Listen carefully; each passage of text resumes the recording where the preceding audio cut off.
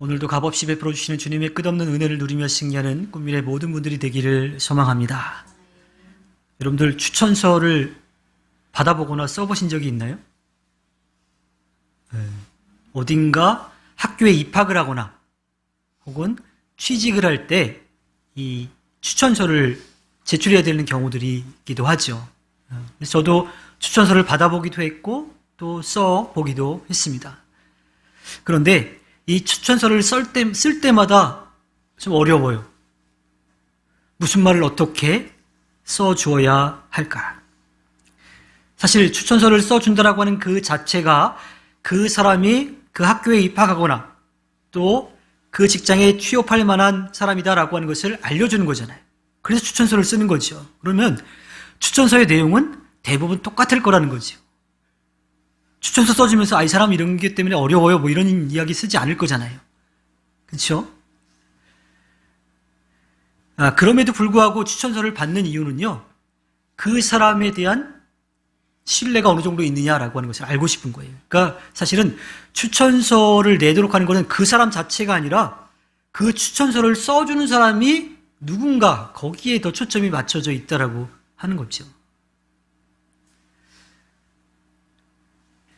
그래서 일종의 보증 같은 거예요. 그러니까 금전적인 책임은 없지만 그 사람에 대한 책임은 분명히 있습니다. 어쩌면 그래서 추천서를 써주는 일이 더 어렵지 않을까 싶습니다. 또 추천서를 써달라 그랬는데 거절하기도 어렵죠.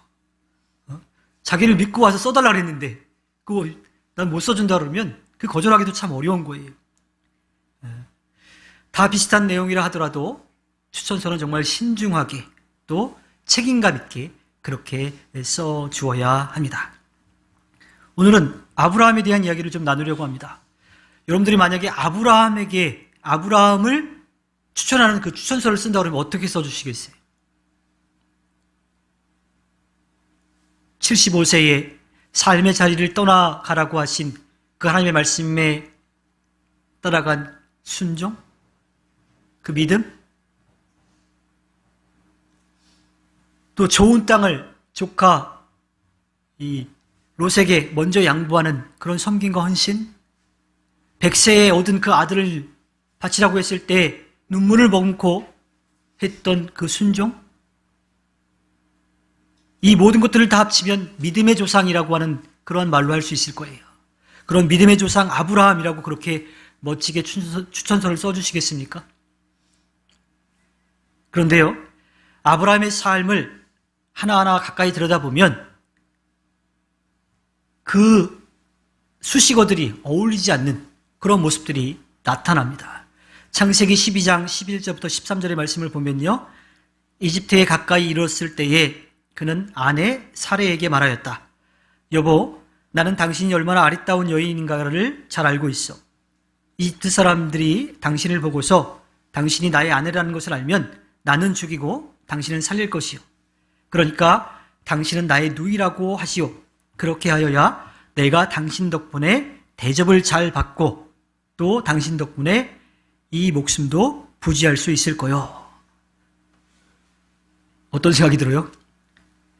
못난 놈 하는 그런 생각이 들으시지 않으세요? 삶의 터전을 떠나서 하나님께서 보여주시는 땅으로 가다가 먹을 것이 부족해가지고 이집트 땅으로 갔는데 자기 아내가 아름다우니까 이집트 사람들이 자기 아내를 취하려고 자기를 죽일 거라고 생각해가지고 그렇게 속이자고 했어요. 그런데 이런 일이 한 번 있었을까요? 창세기 20장 2절에 보면 거기에서 아브라함이 자기 아내 사라를 사람들에게 자기 누이라고 소개하였으므로 그랄 왕 아비멜렉이 사람을 보내서 사라를 데려갔다. 이름이 바뀌었는데도 불구하고 여전히 그는 같은 실수를 반복하지요. 어디 그뿐일까요? 창세기 15장 2절에 보면 아브라함이 여쭈었다. 주 나의 하나님, 주님께서는 저에게 무엇을 주시렵니까? 저에게는 자식이 아직 없습니다. 저의 재산을 상속받을 자식이라고는 다마스쿠스 녀석 엘리에셀 뿐입니다.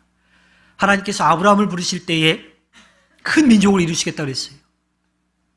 자녀가 그 자손이 하늘의 별과 같이 많을 거라고 그랬습니다. 먼지와 같이 많을 거라고 그랬어요. 그런데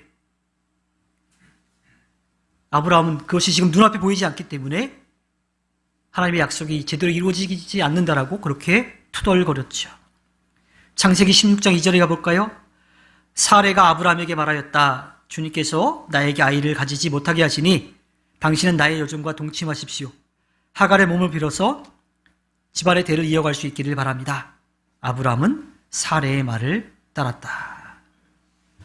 분명히 하나님께서 아브라함과 또 이 사레를 통해서 그 자손을 주시겠다라고 그랬는데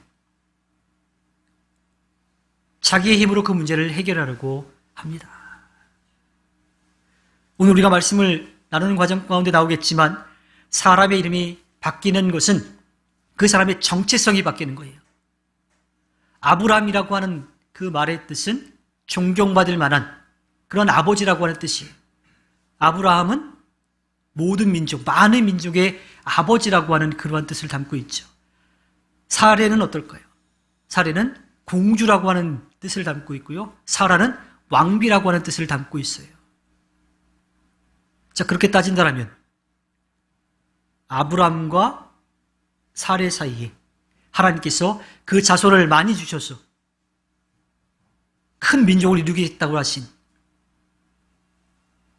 그 약속을 이루어 가시는데 그들은 여전히 아브라함이라고 하는 이름과 사라라고 하는 이름으로 바뀌었음에도 불구하고 그들은 그 믿음을 제대로 갖지 못했다라고 하는 겁니다.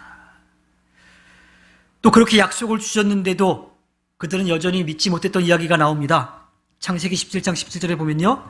아브라함은 얼굴을 땅에 대고 엎드려 웃으면서 혼잣말을 하였다. 나이 100살이 된 남자가 아들을 낳는다고? 또 90살이나 되는 사라가 아이를 낳을 수 있을까? 아브라함만 그랬을까요? 창세기 18장 12절에 그러므로 사라는 나는 기력이 다 쇠진하였고 나의 남편도 늙었는데 어찌 나에게 그런 즐거운 일이 있으랴 하고 속으로 웃으면서 중얼거렸다. 계속해서 하나님은 약속하시는데 그 약속을 확인하시는데 아브라함과 사라는 그 약속을 믿지 못했습니다. 그 이름에 걸맞지 못하게 살았던 거죠. 자, 아브라함에 대해서 어떻게 추천서를 써주시겠습니까?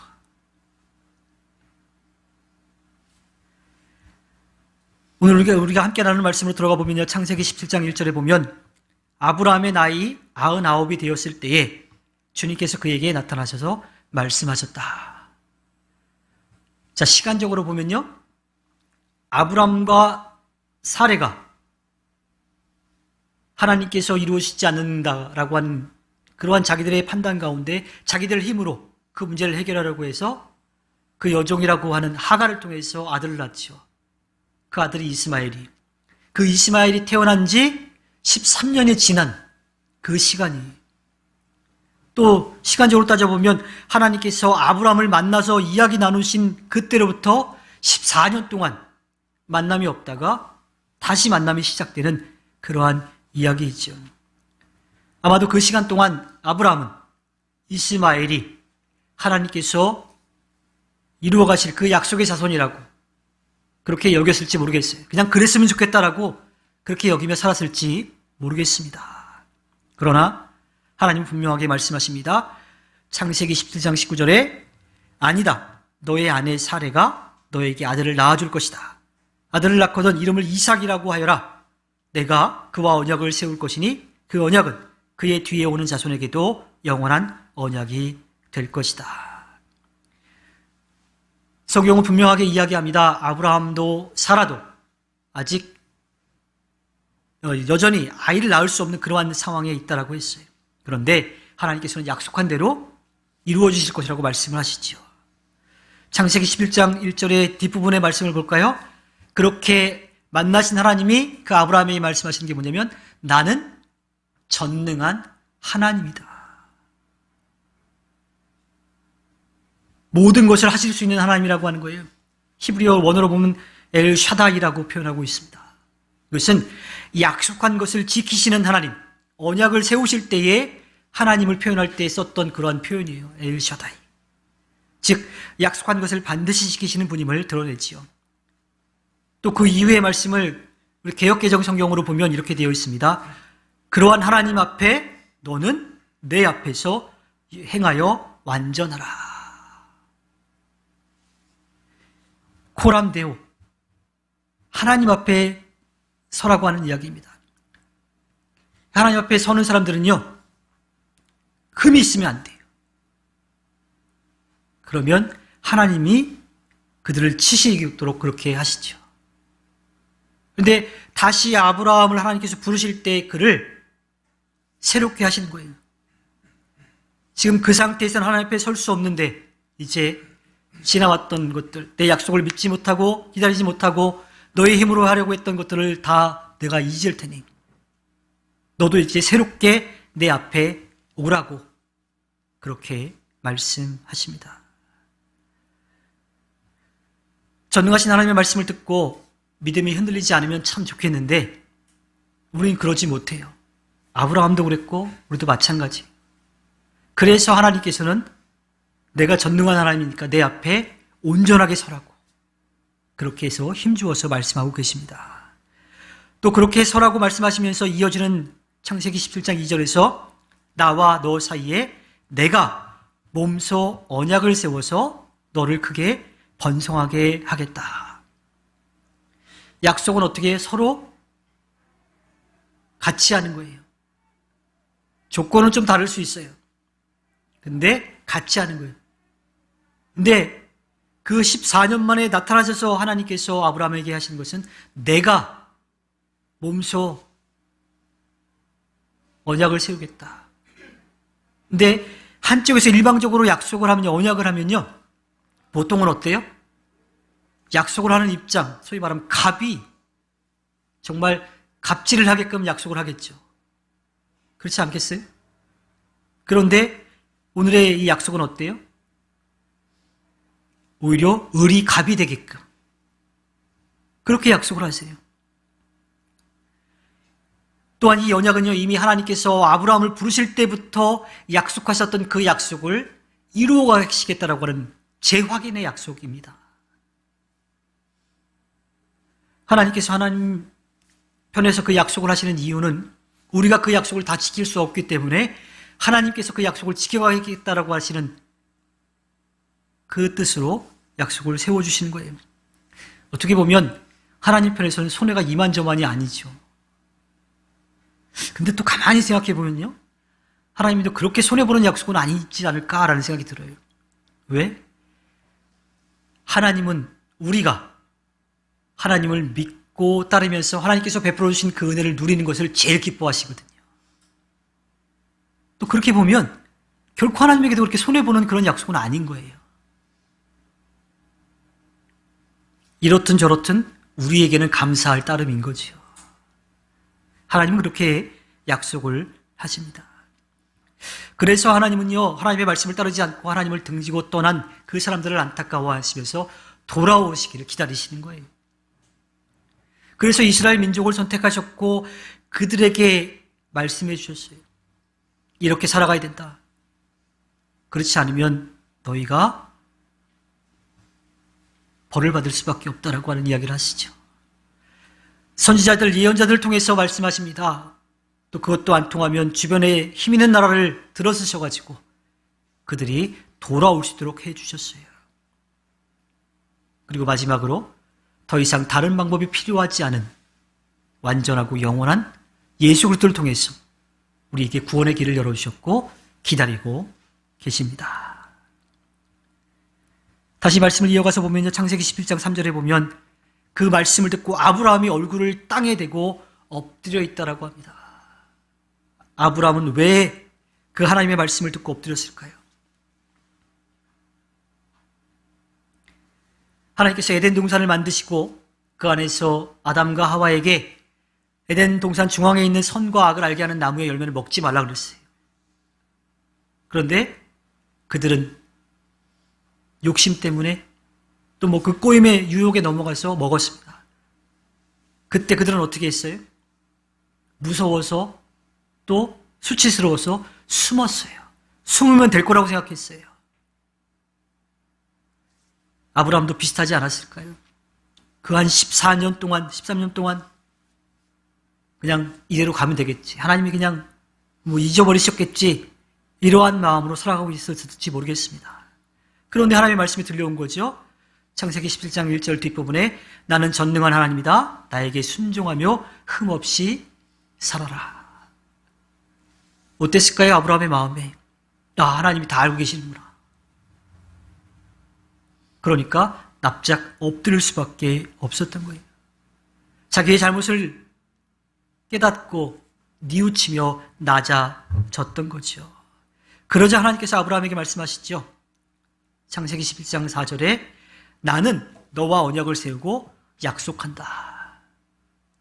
자, 이 약속은 그 전에 했던 약속에 확인을 하신 다음에 이제 그 약속을 어떻게 이루어 주실지에 대해서 말씀해 주셔요. 그래서 이어지는 말씀들을 쭉 살펴보면 4절부터 6절의 말씀을 보면요. 너는 여러 민족의 조상이 될 것이다. 내가 너를 여러 민족의 아버지로 만들었으니 이제부터는 너의 이름이 아브람이 아니라 아브라함이다. 내가 너를 크게 번성하게 하겠다. 너에게서 여러 민족이 나오고 너에게서 왕들도 나올 것이다. 구체적으로 그 언약을 어떻게 이루실지에 대해서 말씀해 주시죠. 여러분들은 아시는지 모르겠는데 아브라함에 관련된 노래 아세요? 기억하세요? 아브라함은 믿음의 조상 아브라함은 7명의 아들이 있었는데요. 그 중에 하나 키가 크고요. 나머지는 작대요. 이런 노래 아세요? 모르세요? 아시는 분 있고 모르는 사람 있고. 제가 늘 여러분들하고 같은 세대 같은데 이렇게 다른 세대 같이 느껴지죠. 자, 네. 여러분들하고 나이 차이 별로 안 납니다. 네, 자, 이 노래는 이요섭이라고 하는 사람의 작사 작곡한 뚱보 아저씨라고 하는 동요에서 온 노래래요. 근데 이 노래에 잘못된 게 있습니다. 창세기 25장 1절과 2절의 말씀을 보면요. 아브라함의 자손에 대한 이야기가 나옵니다. 아브라함이 다시 아내를 맞아들였는데 그의 이름은 구두라이다. 그와 아브라함 사이에서 시므란, 욕산, 무단, 미디안, 이스박, 수아가 태어났다. 몇 명이에요? 그 이전에 낳았던 아들 이스마엘, 이삭 몇 명이에요?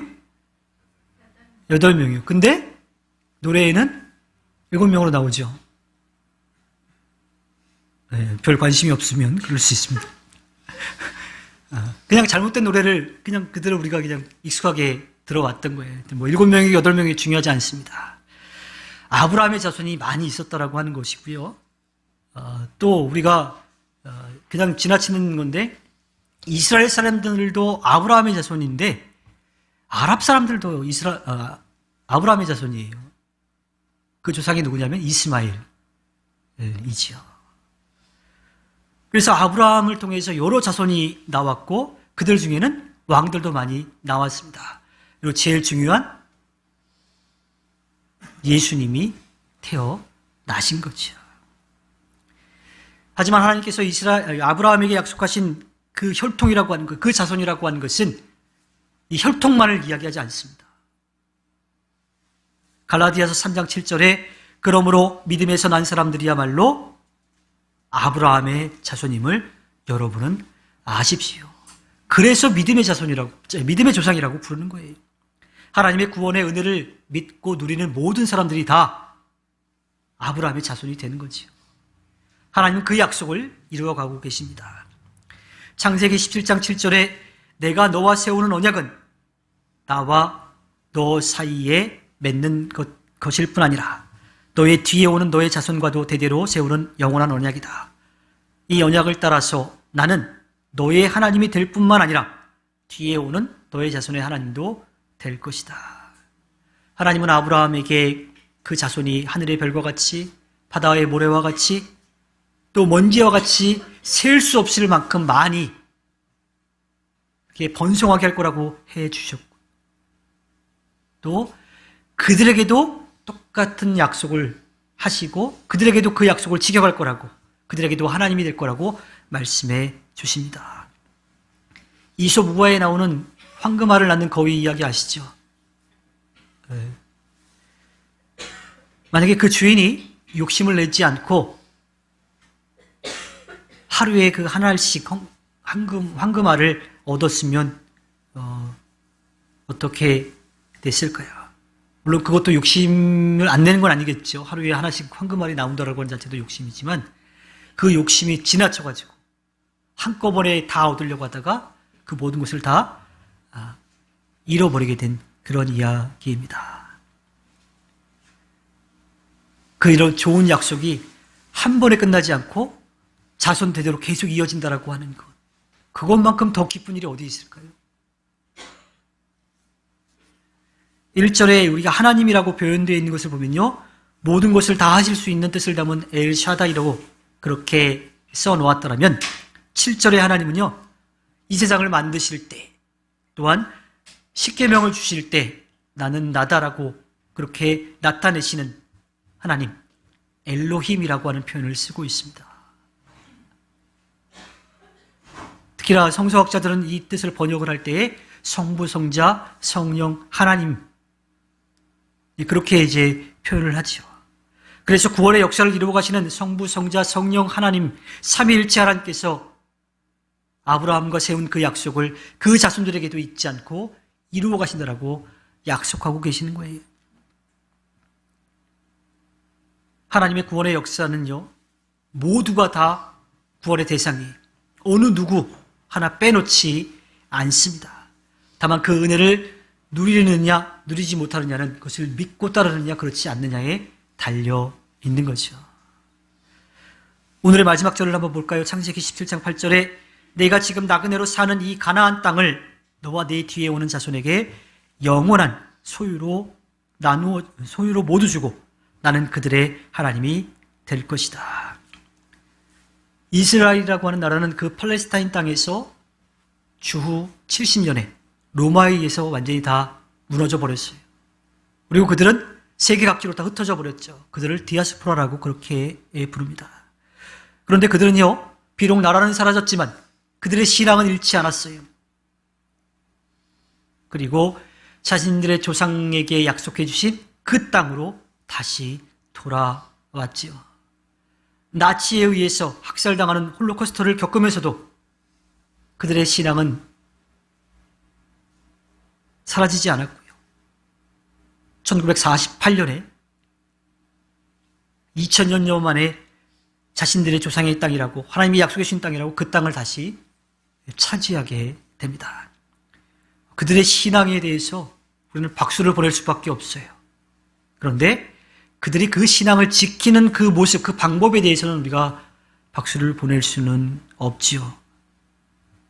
힘으로 찍어 눌러서 자기의 신앙을 지키고 있으니까 말이죠. 이스라엘 민족은 하나님께서 자신들만을 선택했다라고 하는 선민 사상을 가지고 있어요. 근데 그들의 착각이지요. 그들은 하나님으로부터 먼저 선택받았을 뿐이지 그들만 선택받은 게 아니거든요.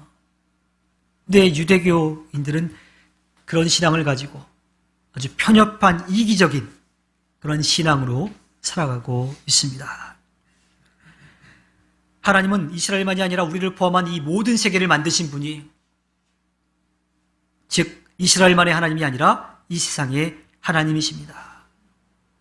그런데 안타깝게도 이스라엘은 그런 편협하고 이기적인 신앙에 사로잡혀 있지요. 그런데 우리도 신앙생활을 하다 보면 그러한 이기적이고 또 편협한 그 신앙관에 사로잡혀 있는 경우가 많습니다.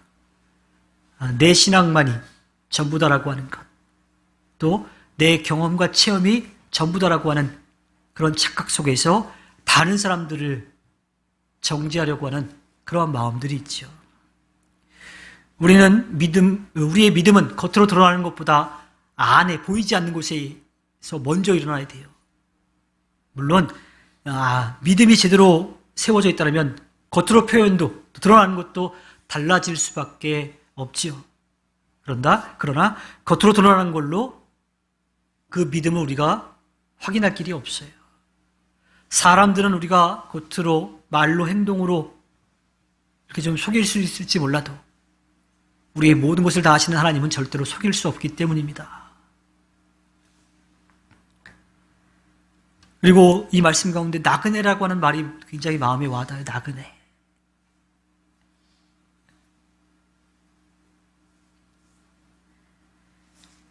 주님께서 우리에게 살게 하신 이 땅은요, 우리가 영원히 머물 곳이 아니라 우리가 돌아갈 곳이 있다라고 하는 거예요.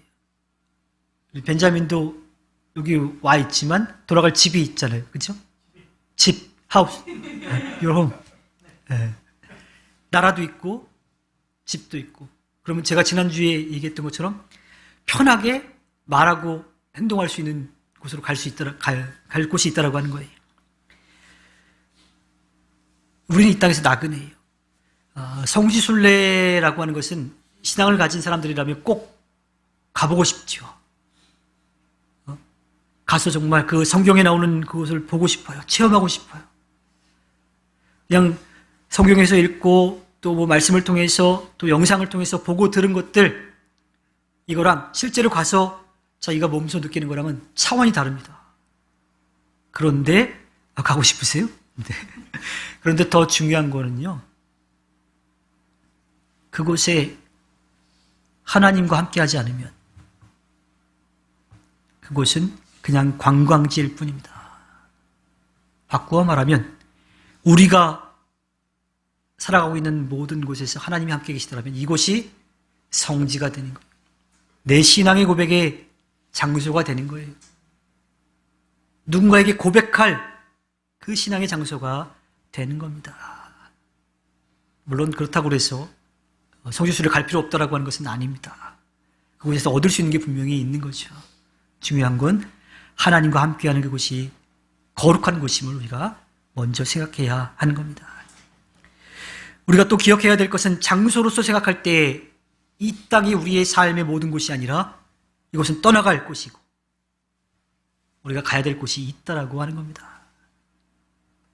물론 이 땅에서의 삶도 주님께서 허락해 주신 곳이기 때문에 주어진 삶의 자리를 열심히 지켜가야 돼요. 그리고 이 땅에서 열심히 산 다음에 우리가 가야 할 곳을 바라보면서 담대하게 나아가야 하죠. 그렇기 때문에 이 땅에서 잠깐 누리고 말 것에 욕심내지 말아야 되는 겁니다. 영원한 저 하늘나라를 바라보며 살아가야 돼요. 하나님께서 영원하게 약속해 주셨기 때문입니다. 성경 2절을 읽고 오늘의 말씀을 마치려고 합니다. 창세기 17장 8절입니다. 우리 다 같이 한번 읽어볼까요? 창세기 17장 8절 말씀 시작. 내가 지금 나그네로 사는 이 가나안 땅을 너와 내 뒤에 오는 자손에게 영원한 소유로 모두 주고 나는 그들의 하나님이 될 것이다. 갈라디아서 3장 7절입니다. 시작. 그러므로 믿음에서 난 사람들이야말로 아브라함의 자손임을 여러분은 아십시오. 아멘. 여러분의 믿음의 고백이 되기를 원합니다.